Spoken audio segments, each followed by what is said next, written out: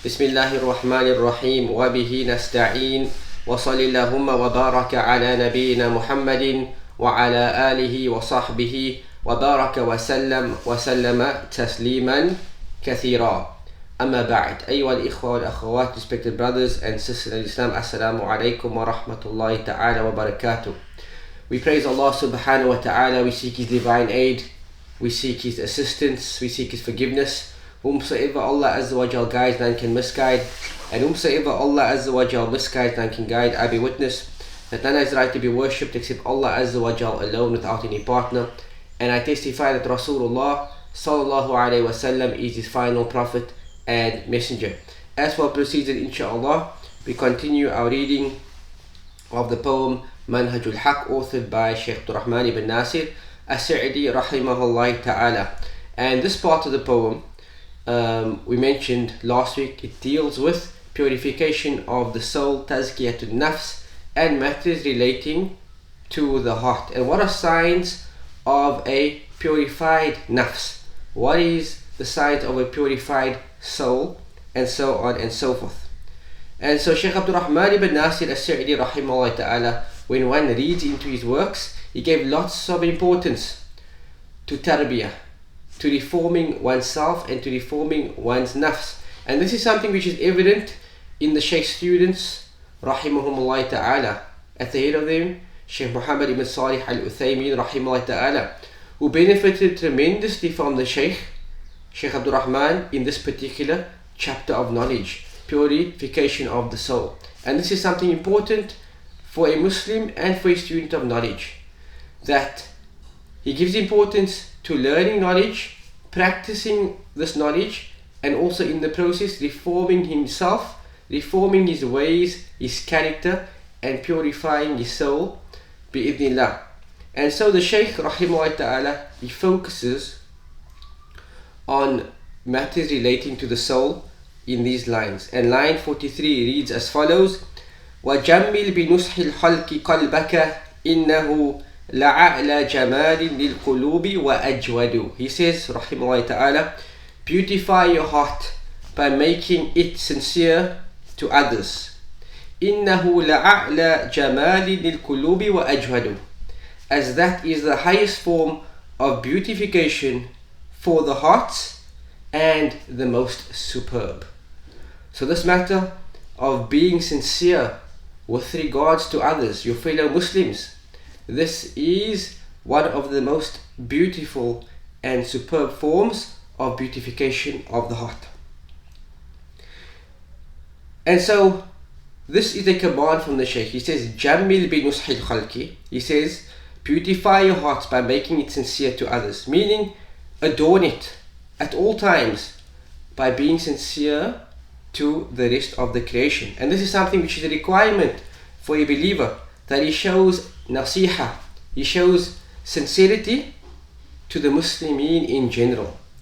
And he should not be deceptive or treacherous with regards to his Muslim brothers and sisters, because the opposite of an-nasiha, being sincere to them, it is deception. And so the Prophet Muhammad alayhi salatu wasalam, he gave this advice to his companions, and he said, ad-dinu nasiha. He said, the entire religion of Islam, it is founded upon an-nasiha. It is based upon sincerity. And the Prophet Muhammad alayhi salatu wasalam mentioned this thrice: ad-dinu nasiha, ad-dinu nasiha, ad-dinu nasiha. And the companions of the Prophet Muhammad alayhi salatu wasalam said, liman? To who, O Messenger of Allah? To who is this nasiha? The Prophet Muhammad said, lillahi wa li kitabihi wa li rasulihi wa li a'immati al-muslimina wa 'ammatihim. That this sincerity, it should be for the sake of Allah. That sincerity should be for the sake of Allah, because this is the foundation of all matters. This is the lub. This is the essence of al-Islam, al-ikhlas lillah. That we show sincerity to Allah subhanahu wa ta'ala in our ibadah and in our entire deen. Wa li kitabihi, that we show sincerity to the book of Allah subhanahu wa ta'ala. This means reading it, pondering its meanings, practicing upon it, implementing it. Sincerity to the Book of Allah. Sincerity to His Messenger alayhi salatu wasalam, which means following his ways, following his sunnah, giving preference to it over all matters, even though those matters go against our desires, giving preference to the sunnah of Rasulullah sallallahu alaihi wasallam. وَلِيَئِمَّةِ الْمُسْلِمِينَ, being sincere with regards to the leaders of the Muslims, wanting goodness for them, advising them sincerely, for those people who are in a position to advise them, وَعَامَّتِهِمْ, and the generality of Muslims. That this is a matter which the Prophet Muhammad ﷺ said the entire religion is based upon this sincerity. And he mentioned specifically to the general populace of Muslims that we must be sincere with regards to them. And some people translate this hadith ad-dinu nasiha to mean that the religion is sincere advice. Rather than nasiha in this context, it means ikhlas, it means sincerity. And part of sincerity is advising them sincerely. However, the translation does not mean the deen is sincere advice. It means the deen is based upon sincerity. So the question arises, how does one show a nasiha to the Muslimin? How do they show sincerity towards the Muslimin? They show the sincerity by loving for their Muslim brothers and sisters what they love for themselves, as this is a sign of perfection and completion of al-iman. The Prophet Muhammad ﷺ said, لا يؤمن أحدكم حتى يحب لأخيه ما يحب لنفسه. That none of you has perfected his iman, and none of you have complete iman up until he loves for his Muslim brother what he loves for himself. And this is a sign of perfection and completion of al-iman. That whatever goodness you are upon in terms of your deen or your dunya, you desire this for your Muslim brothers and sisters as well. Whatever goodness you are upon in terms of knowledge and action and deeds, and this deeds inshallah takes you to Jannah, so you desire this for your Muslim brothers and sisters as well. Whatever goodness you are upon in terms of your dunya in terms of your welfare and your well-being, then you desire this for your Muslim brothers and sisters as well. Part of showing sincerity to them also means having mercy and showing kindness towards them. By showing mercy to the younger ones, showing mercy to those who are younger than you in age, and revering those who are older than you in age. And that we become sad at those things which cause sadness to the believers, and we become happy for those things which give the believers happiness. And that we should love for them to rectify themselves, and that we have this desire that they are always in a state of ni'mah. That when you see a believer, and this believer is in a state of afiyah, good health, and his dunya life is good, then you desire that he stays in this condition. You don't desire that this is taken away from him. And to aid them against the believers, and to avert from them every form of harm, and whatever meanings is contained in the like of what we have mentioned. And so this in essence is nasiha, showing sincerity towards the general populace of Muslims. The Shaykh rahimahullah ta'ala mentions, إِنَّهُ لَأَعْلَى جَمَالٍ الْقُلُوبِ وَأَجْوَدُ. He says that this is the most high and superb form of beautification for the heart. To show nasiha to the creation, and to rid our hearts from any treachery or deception with regards to the believers. رَبَّنَا لَا تَجْعَلْ فِي قُلُوبِنَا غِلًّا لِلَّذِينَ آمَنُوا. Oh Allah, do not place ghil, animosity, rancor and hatred in our hearts for those whom believe. And this is the great foundation with regards to al-akhlaq. It is one of the pillars of al-akhlaq, that if your heart has this feeling of salama, that your heart is free from any animosity and hatred for the believers, then this is a sign that your akhlaq is intact bi'idhnillah.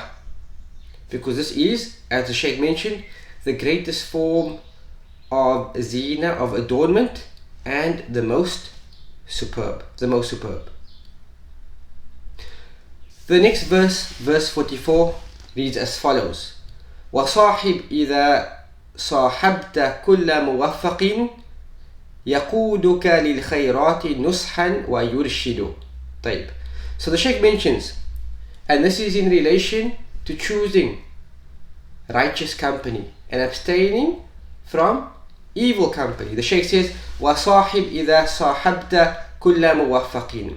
And when accompanying others, choose every guided individual. يقودك للخيرات, who would lead you to all good things. نصحا ويرشد, sincerely, and they will direct you بإذن. And so this is a foundation with regards to choosing your company wisely. Choosing your company wisely, and choosing those people who are upon guidance. Choosing to only accompany those people who are upon guidance. And this is something which the Prophet Muhammad والسلام, advised us with. In the Musnad of Al-Imam Ahmad rahimahullah ta'ala, he reported that the Prophet Muhammad والسلام, said, Al-mar'u ala dini khalili falyandur ahadukum liman yukhalil. The Prophet والسلام, said that a man is upon the religion of his intimate companion, his khalil. فَلْيَنْظُرْ أَحَدُكُمْ مَنْ يُخَالِلْ. So that one of you look as to whom he takes as a close and intimate companion. And this is the principle as-sahib, or as-sahib, he will draw you towards what he is upon. As it is mentioned, as-sahib sahib. The companion will pull you towards his way. So if your companion is upon guidance, inshallah, he will pull you in that direction. And the converse is true as well. If your companion is upon sin and innovation and the like of this, then he will pull you towards that. As-sahib sahib. As-sahib sahib. The companion, he draws you to his way. And so the Prophet Muhammad also gave us this advice, because this is the reflection of who you are. The people who are around you is a reflection of who you are. So if you are around those people who incline towards goodness and they are upon guidance, then inshallah you are also on that path, bi'idillah. And if the company you keep is company who inclines towards sin and they call towards sin, then this is a reflection of who you are as well. So it is not for the believer to walk with any individual. Rather, it is becoming of a believer to choose pious company. And as the Shaykh says, kulla muwaffaqin, every guided individual. However, we know that this matter of at-tawfiq, which the Shaykh says muwaffaq, the matter of tawfiq is a matter which lies in the hands of Allah subhanahu wa ta'ala. And only Allah Azza wa Jal knows those who are truly guided. However, there are signs of tawfiq. There are signs of tawfiq which we can see on the apparent nature of a person. And we take towards the apparent. And Allah subhanahu wa ta'ala knows what is internalized. Allah Azza wa Jal knows alone what is in the hearts. But there are signs in the person's actions that can tell us that this person is a rightly guided individual. And so, for example, one of the signs of tawfiq is that a person, he safeguards and he preserves his 5 daily prayers. And this is a mizan, this is a way we can distinguish who is guided and who is not, inshallah. And so we have this mizan, this deciding factor that we see from a person during a 24-hour day. Does this person preserve his salah or not? If he preserves his salah, then this is an alama, it is a sign that this person, inshallah, is rightly guided. And if the opposite is true, that the person is one who is negligent with regards to his prayer, that he prays his prayer out of time, then this is a sign that this person is not rightly guided. And so it is upon us to choose individuals who are upon guidance. For what reason? The Shaykh says, يَقُودُكَ لِلْخَيْرَاتِ نُصْحًا وَيُرْشِدُ. Because this person would lead you to all forms of good, and sincerely he will direct you to those matters which are good for you bi'idhnillah. And so the Shaykh mentioned يَقُودُكَ لِلْخَيْرَاتِ. This is another sign of tawfiq, that the person is rightly guided, that the person, he encourages you with goodness, that after you perform the faraid of al-Islam, he encourages you with regards to the extra acts of al-Islam, the sunan acts of al-Islam, such as praying the rawatib, or fasting, for example, on a Monday and Thursday, and increasing in charity. That he guides you towards this form of goodness, and he is always sincere with regards to you, and he gives you sincere advice. This is a sign of tawfiq as well. As well as guiding you to all forms of goodness, we mentioned he is also sincere with regards to advising you with regards to your general matters and matters of your hereafter. And this is in opposition to companions who are upon misguidance, companions who are known as khulta al-fasad, yani those people who are corrupted. And the Prophet ﷺ, he struck forth a parable of good company and bad company. The Prophet ﷺ, talking about the effects of good company and bad company upon an individual, he said, مثل الجليس الصالح والجليس السوء كحامل المسك ونافخ الكير. The Prophet ﷺ said that the likeness of a companion who is salih, who is righteous, and the companion who is evil is the likeness of the seller of musk and the blacksmith, nafikhil kair, right? A blacksmith. So he says, فَحَامِلُ الْمِسْكِ. As for the one who sells musk, إِمَّا أَن يُهْذِيَكَ وَإِمَّا أَن تَتْبَعَ مِنْهُ وَإِمَّا أَن تَجِدْ مِنْهُ رِيحًا طَيِّبَةً. He says, either he will give you some of this musk to try, or you will buy it from him, or just by merely being in his company, in his shop for example, you will find a good trace upon you, meaning a good smell, that the smell which is in the shop, it will become evident upon you. The traces of this will be evident upon you. So this is the likeness of good company, that either you will take towards what he calls, or you will have some effect upon you. وَنَافِخُ الْكِيرِ. And the blacksmith. The blacksmith, the Prophet Muhammad said, sallallahu إِمَّا أَن يُحْرِقَ ثِيَابَكَ وَإِمَّا أَن تَجِدَ رِيحًا خَبِيثَةً.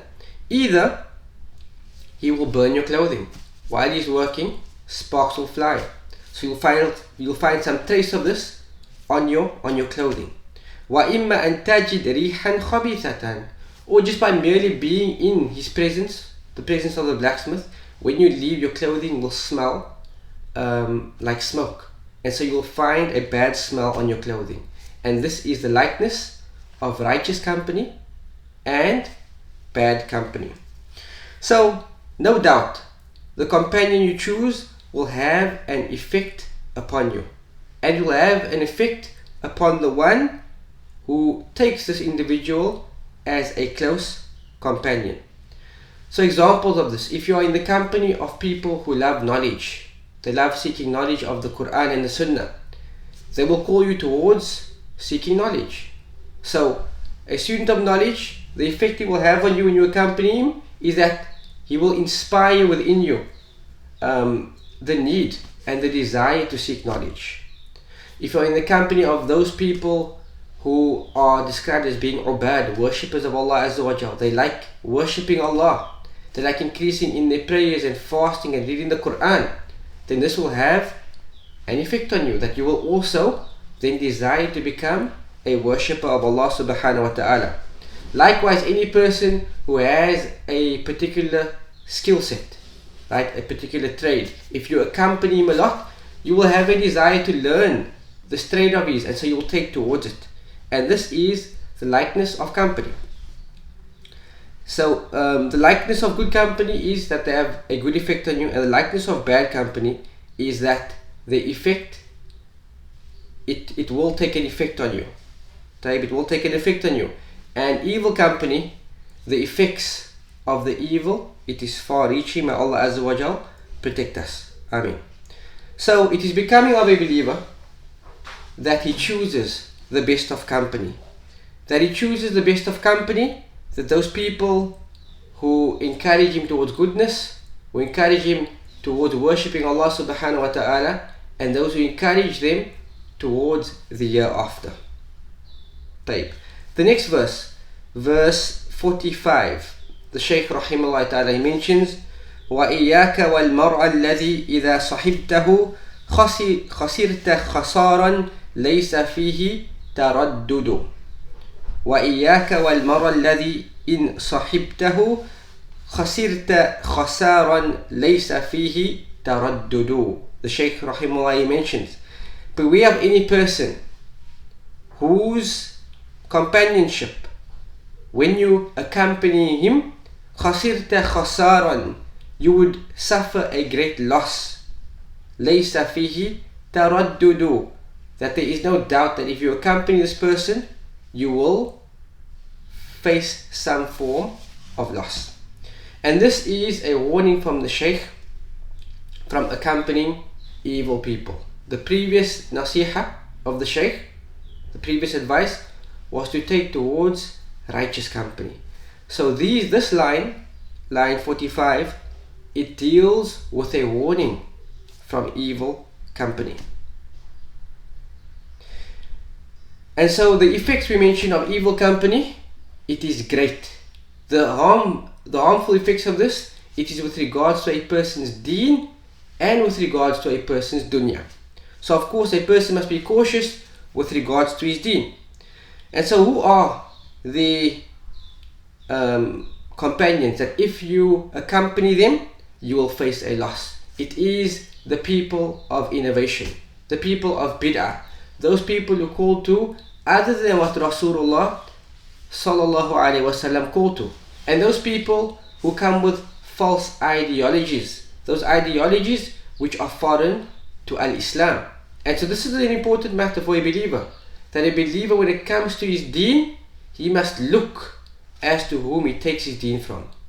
As the great scholar Ibn Sirin rahimahullah ta'ala said, he said, indeed this religion that you seek, it is your deen. So that one of you look as to whom he takes his deen from. This matter of seeking knowledge, it is extremely important. More important than this is whom you take your knowledge from, particularly in these times of fitan and fasad, where each and every single individual steps up and makes claims and makes da'awat. They make invitations, and these invitations are not invitations to the book of Allah and the sunnah of Rasulullah sallallahu alaihi wasallam. So it is becoming of a believer to be extremely wary with regards to whom he takes his knowledge from. Investigate, who is this person? Who did he study with? Where did he study? Did he graduate? What books did he cover? What scholars did he sit with? What scholars does he call towards? These are important matters to consider when seeking knowledge. And we don't just take knowledge from any person who steps up. Any person who ascends a mimbar, we regard him to be an imam and a shaykh.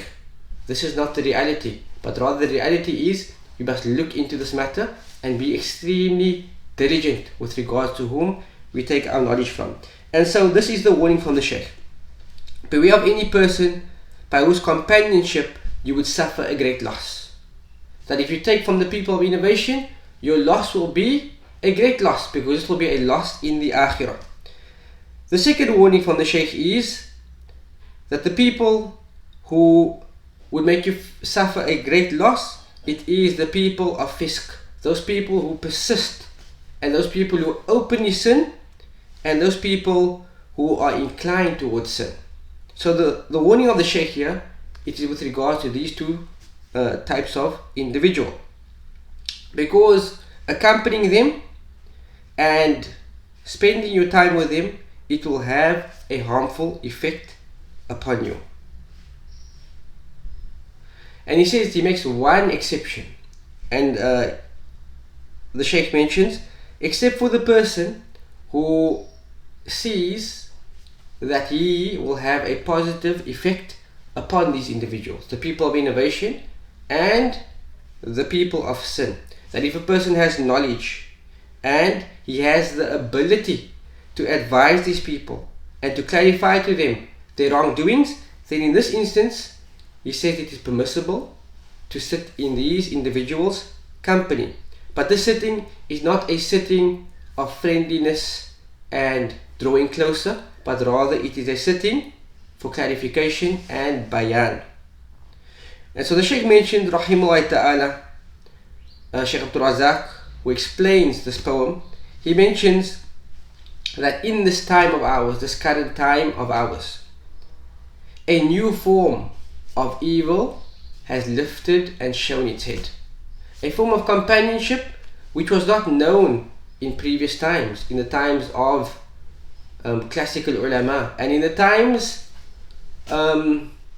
perhaps in the beginning of the century, right? It was not something which was known. And he says this is the evil companionship of cable television, what we refer to as satellite, and the internet. And how many evils has come about as a result of this companion, which some people refer to, the TV, the television set, as the third parent for a child. The third parent, because people spend so much time in front of the TV.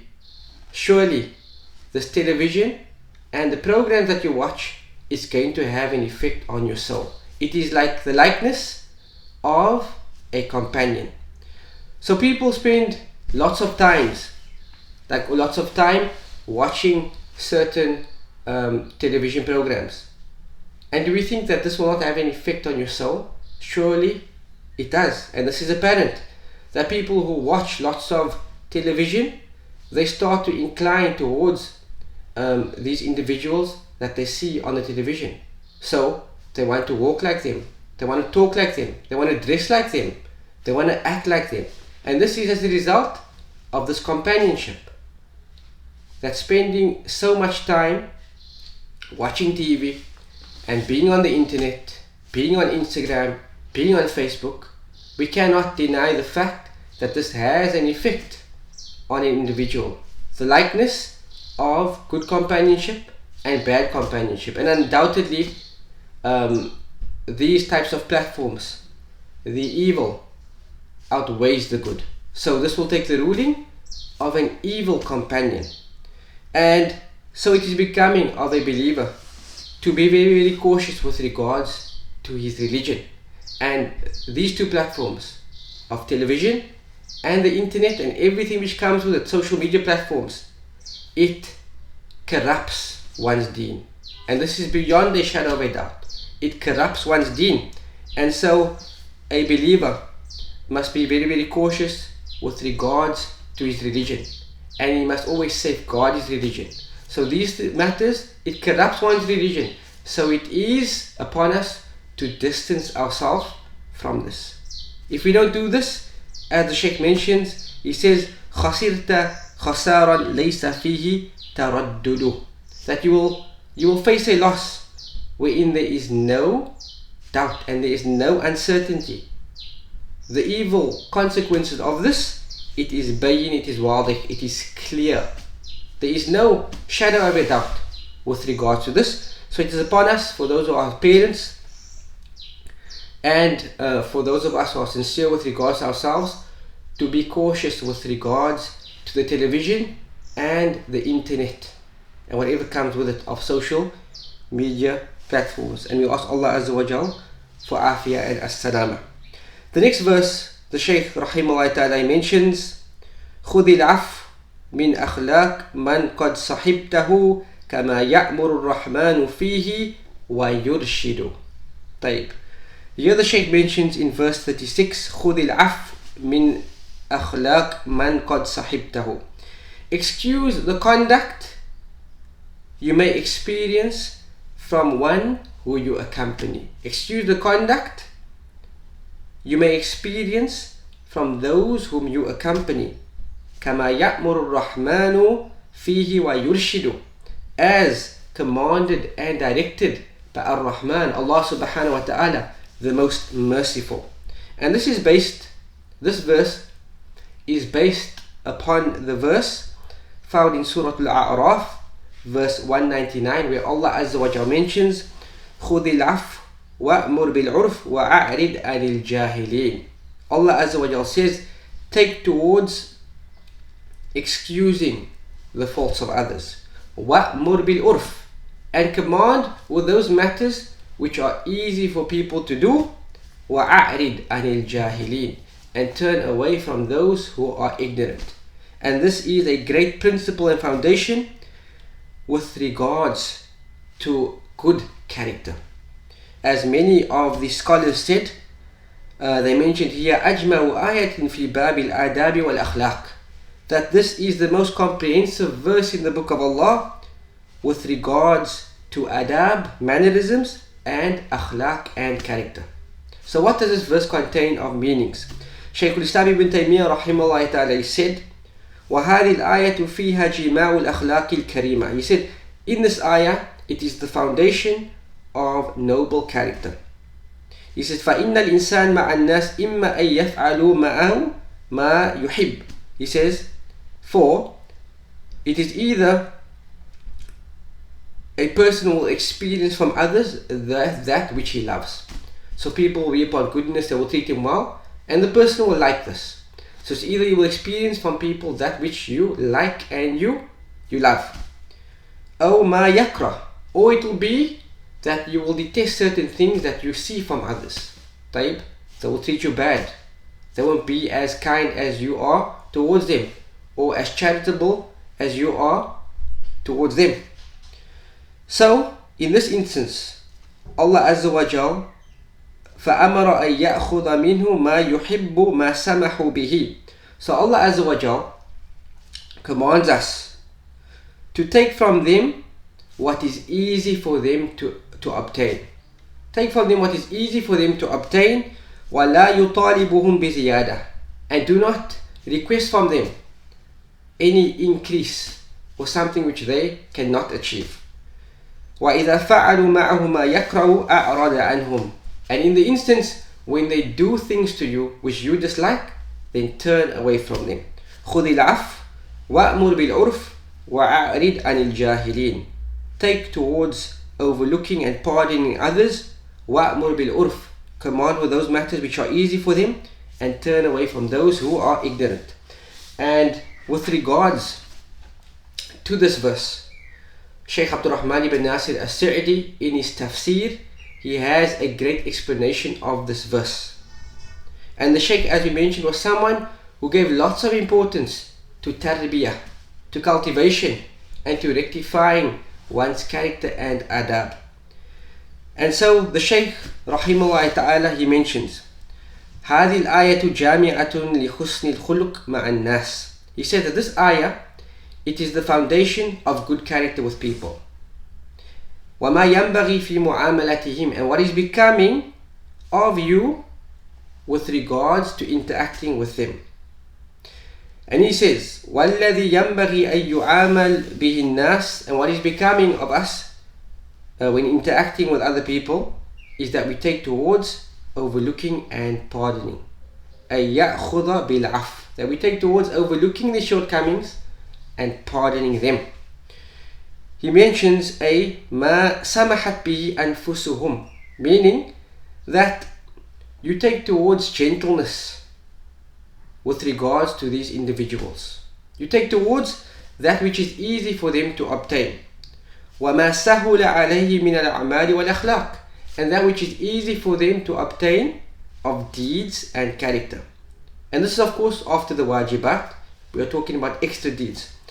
فلا يكلفهم ما لا تسمح به طبائعهم, and that we do not overburden them with those matters which their nature cannot bear. So a person is not giving charity, for example. Don't tell him to give a large amount of charity. Tell him to start off small. So we should not overburden them with things which their nature, the innate nature, cannot put up with. He says, بَلْ يَشْكُرْ مِنْ كُلِّ أَحَدٍ مَا قَابَلَهُ بِهِ. And every person must be thanked in accordance with what he does, of speech and action, or whatever is lesser than this. And he mentioned something very important, وَيَتَجَاوَزُ عَنْ تَقْصِيرِهِمْ. And that you overlook their shortcomings. Don't point it out. Don't pinpoint. Don't nitpick. Don't go out looking for their faults, but rather يتغافل, يعني overlook it and be heedless to it. ويغض طرفه عن نقصهم. And he also averts his tarf, he averts his gaze from their deficiencies. He doesn't focus on it. Every time he sits, he mentions their shortcomings. Rather, يغض طرفه عن نقصهم. He averts his gaze from their shortcomings. ولا يتكبر على الصغير لصغره. And he does not become arrogant with those who are younger than him. ولا ناقص العقل لنقصه.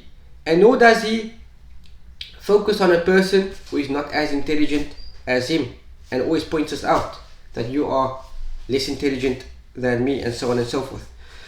ولا الفقير لفقره. Nor does he focus on a person who is impoverished, and he focuses on his impoverished nature. Rather, he says, بل يعامل الجميع باللطف والمقابلة بما تقتضي الحال. He says rather that he interacts with everyone with lutf, with gentleness and kindness. والمقابلة بما تقتضي الحال. And each and every single situation and person he deals with, he deals with it accordingly and what that person's condition necessitates. وتنشرح له صدورهم. And he makes them feel at ease. He makes their hearts feel at ease. As Allah Azza wa Jal says, وَأْمُرْ بِالْعُرْفِ. And this is the next part of the ayah. Meaning, order them with every good qawlin hasan. Order them with every good speech. And with every beautiful action. And with every perfect character. لِلْقَرِيبِ وَالْبَعِيدِ. That when you do this, when you command, do it in this manner. Do it with beautiful speech. Do it with beautiful action. And do it with perfect character. And this is for those who are close to us and those who are distant. And he mentions فَجْعَلْ مَا يَأْتِي إِلَى النَّاسِ مِنْكَ. He says, so when you deal with people, let them either experience one of two things from you. He says, إِمَّا تَعْلِيمُ عِلْمٍ. Either you teach them knowledge. Or he says, secondly, حَثٌ عَلَى الْخَيْرِ. Or you encourage them to any form of goodness. And he mentioned what the forms of goodness are. He says, مِنْ صِلَةِ الرَّحِمِ. Enjoining the bonds of kinship. Strengthening family ties. أو بِرِّ الْوَالِدَيْنِ. Being good and dutiful to your parents. وَإِصْلَاحٌ بَيْنَ النَّاسِ. Rectifying between those people who have severed ties and cut off. Or a beneficial reminder. نصيحة نافعة. أو رأي مصيب. Or a correct opinion. Or معاونة على البر والتقوى. Or commanding and enjoining one another to obtain bir, all forms of good, and taqwa. أو زجر عن قبيح. Or warning them from some form of evil. أو إرشاد إلى تحصيل مصلحة دينية أو دنيوية. Or guiding them to obtain some worldly benefit or some religious benefit. And he mentions رحمه الله تعالى ولما كان لا بد من أذية الجاهل. And since we cannot rule out the possibility of the harm or the harmful effects of the ignorant which you may experience, Allah Azza wa Jal ordered us to meet the ignorant person not by reciprocating ignorance, but rather by turning away from them. وَأَعْرِضْ عَنِ الْجَاهِلِينَ. Turn away from the jahil, the ignorant one, and not meeting him with the like of his ignorance. So whomsoever harms you in speech or action, لا تؤذوه, do not harm him. And whomsoever حرمك لا تحرمه, and whomsoever refrains and he withdraws and he withholds something from you, then do not withhold this from that person. And whomsoever cuts off from you, فَصِلْهُ, you strive to rectify the relationship. وَمَنْ ظَلَمَكَ فَعْدِلْ فِي, and whosoever wrongs you, you deal justly with regards to him. And so in these lines, the Shaykh gives a beautiful explanation of this verse and how we should deal with others. And Shaykh Abdul Razak rahimahullah ta'ala or hafidhullah ta'ala, he mentions وَلَهُ كَلَامٌ أَوْسَى مِنْ هَذَا وَأَوْفَى فِي كِتَابِ الرِّيَاضِ النَّاظِرَةِ. And the Shaykh has a more extensive explanation of this verse in his book الرِّيَاضِ النَّاظِرَةِ. Shaykh Abdul Rahman mentions in this line خُذِ الْعَفْوَ مِنْ أَخْلَاقِ مَنْ قَدْ صَحِبْتَهُ. And he says in this is a reminder that when you accompany people, people are not on one level. People are not on one level in terms of their religiosity, in terms of their iman, in terms of their akhlaq. And people are not on one level in terms of their comprehension of matters. People's intelligence is different. And so he says that people are mutafawitun. People have differing levels. So he mentions فَخُذِ الْعَفْوَ وَهُوَ مَا سَمَحَتْ بِهِ أَخْلَاقُ النَّاسِ حَسَبْ تِبَاعِهِمْ. So he says you take towards pardoning those people with regards to their character deficiencies, because not every person is upon the same level. And he says do not anticipate perfection from every individual. Do not anticipate perfection from any individual. So there are people who will reciprocate to your good character, and they will reciprocate it with good character. And from amongst people are those people who are deficient in their character, and some of them have ugly character, and the interaction with you is an interaction of ghillah. They show coarseness and harshness in the interaction. So he says you take both individuals and تأخذوا بالتقدير والاحترام. Take both individuals and treat them with respect. So the first person you take and you reciprocate good character to him. The second person as well. But the second person you overlook his shortcomings and you don't focus on it. And he says it is not a necessity that every person who shows evil towards you, that he will continuously show evil towards you. And so for this reason you deal with him by overlooking it. Okay, the person did it once, so you overlook it. The person did it a second time, you overlook it. The person did it a third time, now you start to look into it and you start to seek advice. And if this person is needed to be rectified, then you rectify him accordingly. So he says, and if you deal with this person in that manner, with gentleness, he shows you harshness, you show him gentleness, and you avert in a manner which is better, as Allah Azza wa Jalla says, idfa' billati hiya ahsan, that reciprocate in a manner which is better. Don't fight fire with fire.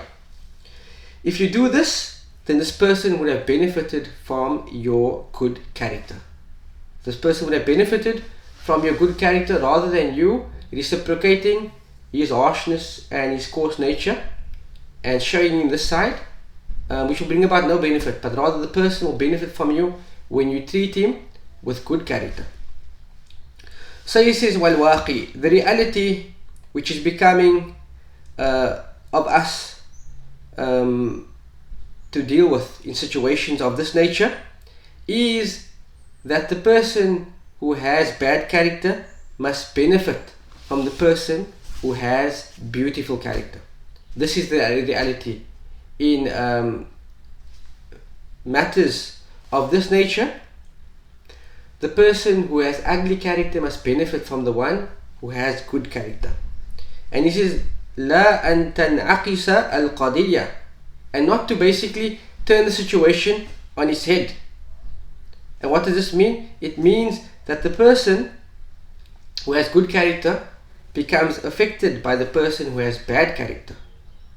So he says rather, the reality and the truth is that the person who has good character must stay upon good character, and he must avert and reciprocate in a manner which is better by swallowing his anger and overlooking the faults of people up until they benefit from his character and they benefit from his mannerisms.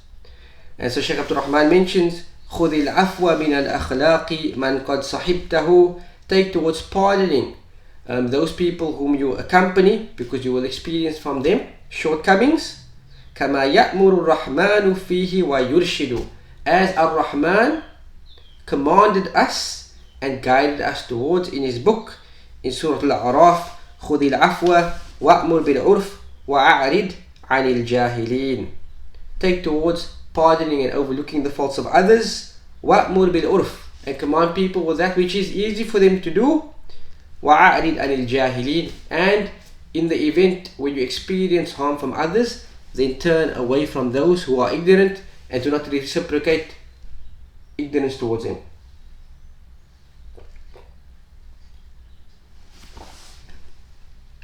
The next verse, verse 47 reads as follows: ترحل عن الدنيا فليست إقامة ولكنها زاد لمن يتزود. The Shaykh rahimahullah ta'ala mentions ترحل عن الدنيا فليست إقامة, turn away from the dunya فليست إقامة, because it is not the final abode or the abode which you take as a place of residence. ولكنها زاد لمن يتزود, however, it is a means of taking provision for those who seek to take provisions, and that provisions is for the year after. So ترحل عن الدنيا فليست إقامة, turn away from the dunya and do not take the life of this world as a place of residence, and not a place wherein you will reside forever, because it is not dar iqama, it is not your permanent abode. Rather, it is dar intiqal, it is the place that you are passing through to reach your destination. So the dunya is moving away from us, and its people have moved away from us, as has come in the athar of Ali ibn Abi Talib radiallahu ta'ala anhu, that he said, ارتحلت الدنيا مدبرة. He said, radiallahu ta'ala anhu, that the dunya has turned its back on us. Each and every single day, the dunya is moving away from us. وارتحلت الآخرة مقبلة, and the year after is facing us, and it is coming ahead of us. وَلِكُلِّ وَاحِدَةٍ مِّنْهُمَا بَنُونَ, and each and every single one of these two abodes, it has banun, it has children. فَكُونُوا مِنْ أَبْنَاءِ الْآخِرَةِ, so be of the sons of the year after. وَلَا تَكُونُوا مِنْ أَبْنَاءِ الدُّنْيَا, and do not be of the sons of the life of this world. فَإِنَّ الْيَوْمَ عَمَلٌ وَلَا حِسَابٌ, for today there is action without any account. وَغَدًا حِسَابٌ وَلَا عَمَلٌ, and tomorrow there is account with no action. Meaning in the dunya is time for action, and no account is taken of you. And in the year after, it is account and there is no time for action. And this is reported by Bukhari rahimahullah ta'ala in his book Ar-Riqaq, in Sahih al-Bukhari, in the chapter of Ar-Riqaq. So this athar, it teaches us that the dunya, it is not our permanent abode, and that the akhirah, it is coming up, and it is facing us each and every single day. Each and every single day which passes us by in the dunya, we are getting further away from the dunya. And each and every single day as we move forward, we are moving closer towards the akhirah, and it is facing us. So the advice of Ali ibn Abi Talib is, be of the sons of the year after, and do not be of the sons of the dunya. Some wise people said, I am amazed at the person who realizes that the dunya is turning its back on him. وَالْآخِرَةُ مُقْبِلَةٌ, and the year after, it is facing him. And he busies himself with that which has turned its back to him, and he turns away from that which is ahead of him. So he says, I'm amazed at this.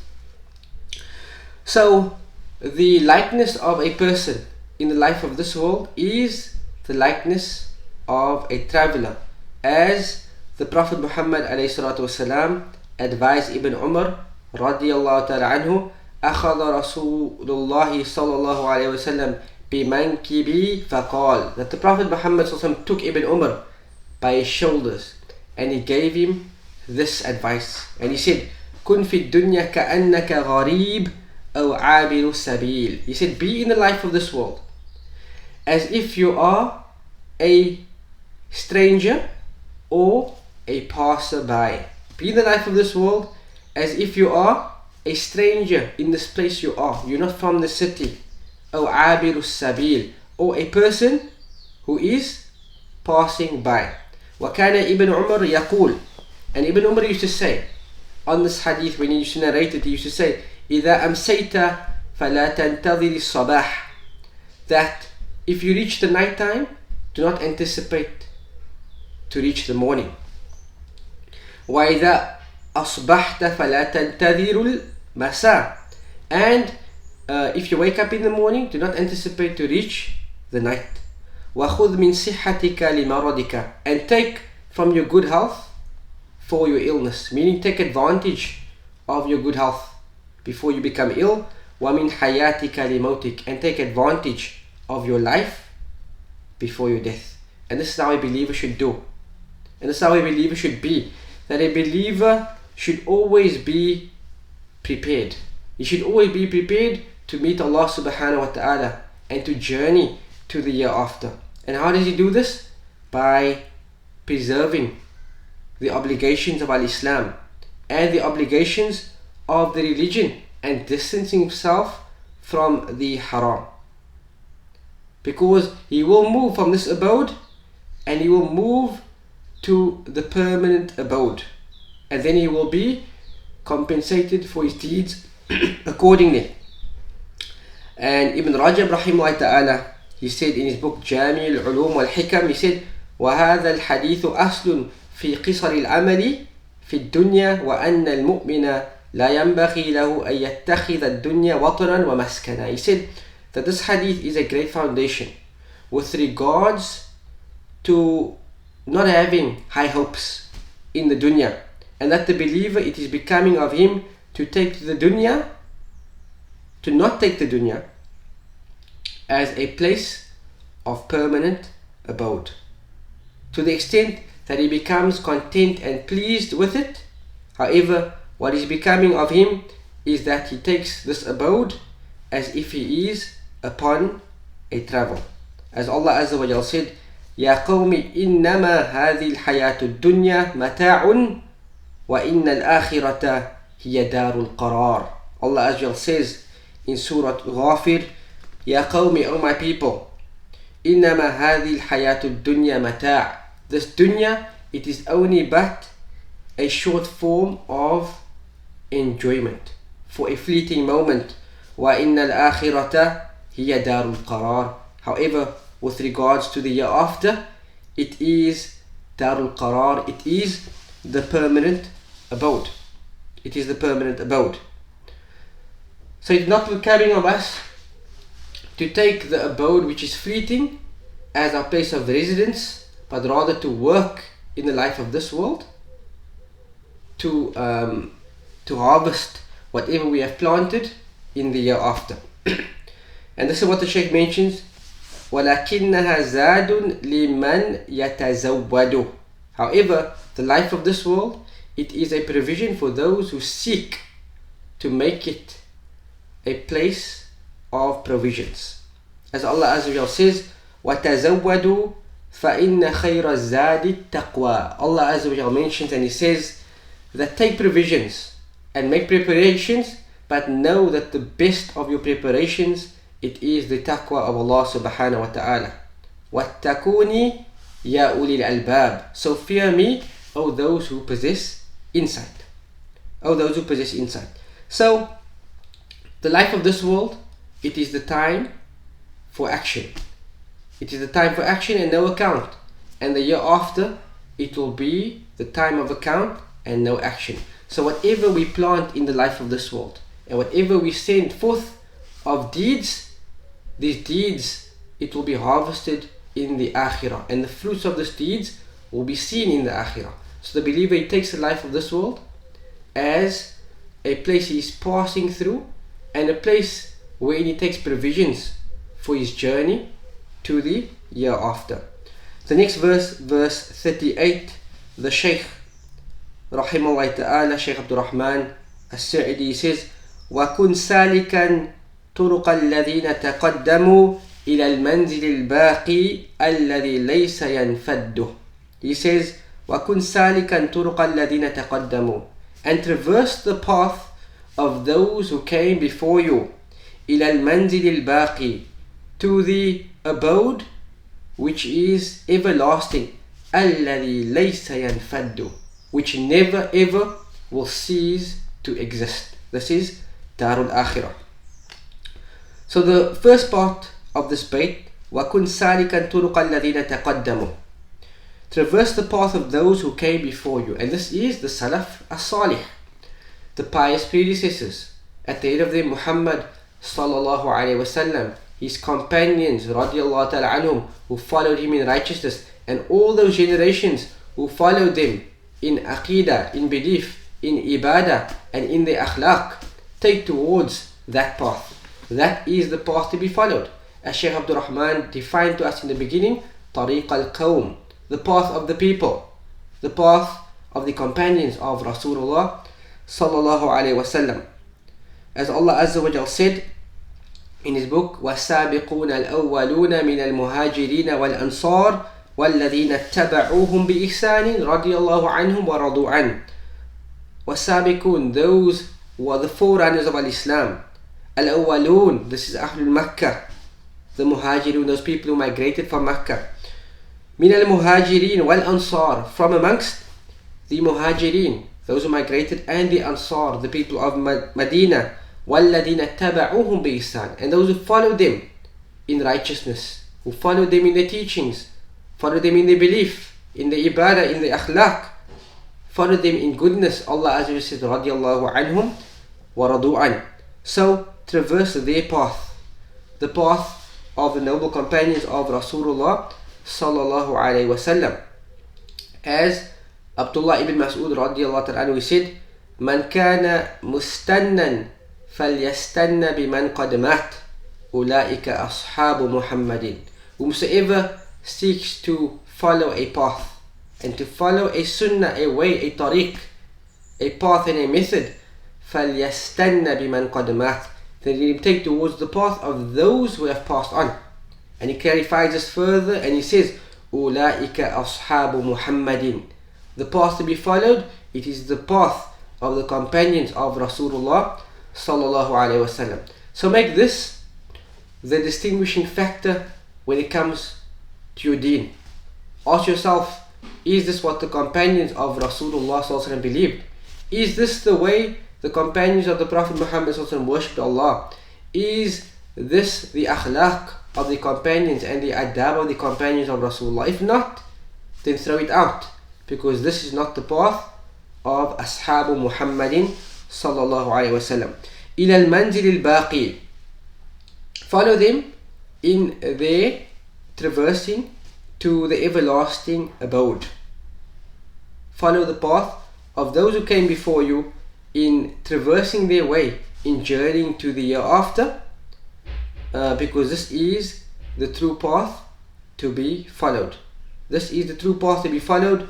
This is the true example to be followed, and they are the people لا يشقى من يقتدي بهم ويسير على منهاجهم, that the one who follows them will never ever despair in the year after and in dunya, and the person who follows their path will attain ultimate success in the year after.